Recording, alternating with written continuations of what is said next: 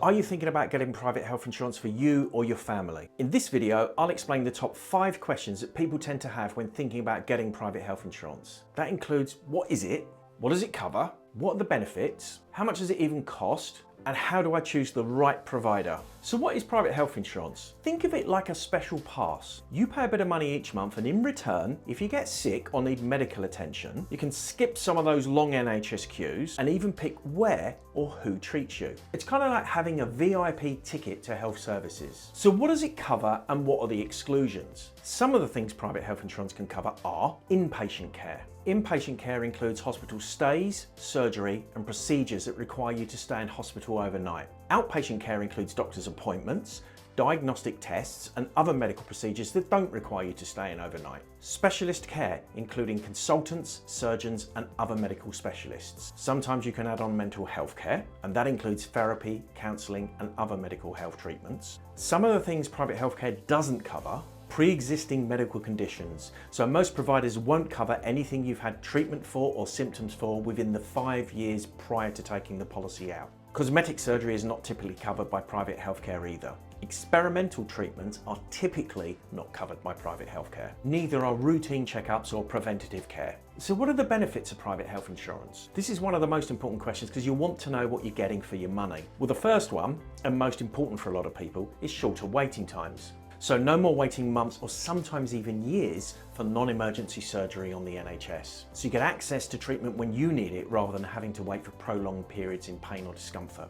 You can avoid the stress and anxiety in having to wait for treatment, which can be harmful to your physical and mental health. And you get back to your normal life sooner rather than later. You get access to private rooms in hospitals, so it can help make your overall experience of being in hospital just that little bit better. You get to choose your own meals and visiting times, access to a wider range of amenities such as ensuite bathroom, Wi-Fi and TV, and you can get more personalised care and attention from the nursing staff. Not taking anything away from the NHS here. Access to the latest treatments and technologies, and that can include the most innovative treatments that might not yet be available on the NHS. Access to the latest diagnostic equipment so your condition can be diagnosed and treated quickly. And all this means you get the best chance of a full and speedy recovery. You get more choice over your healthcare. You can choose your own doctor, specialist or hospital. You get more control over your treatment plan, and you get the healthcare that's right for you, not just that's available on the NHS. And overall, it's peace of mind of knowing that you and your family are protected.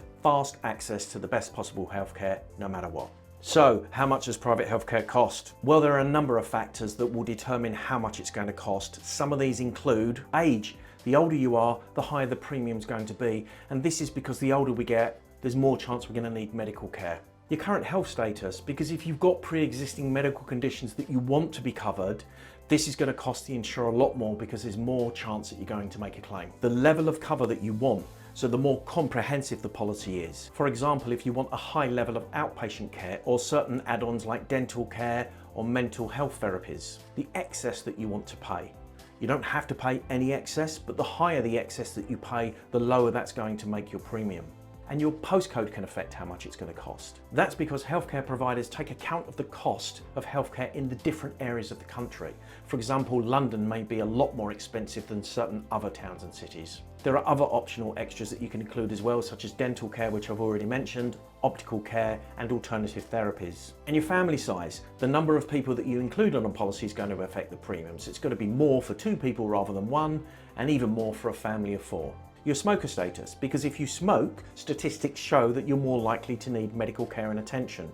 And your claims history, so if you've had past medical insurance and made a number of claims, that too can affect your premium going forward. But let me give you a couple of examples of costs. Johnny's a single guy, non-smoker, in his 30s. Depending on the level of cover that Johnny wants, he can expect to pay anything from just under £30 to just over £70 for a real comprehensive policy. What about someone my age, 54, and their partner?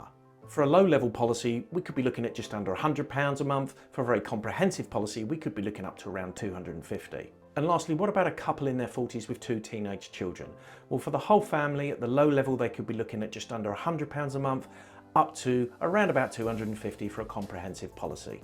But remember, overall, there are so many different factors and so many different options that you can have on a policy, so it's always best to get a bespoke quote for you. And lastly, how do you choose the right insurer? You want to know that they've got a good financial track record and will pay out if you need to make a claim. Reputation. Choose an insurer that has a good reputation for customer services and claims handling.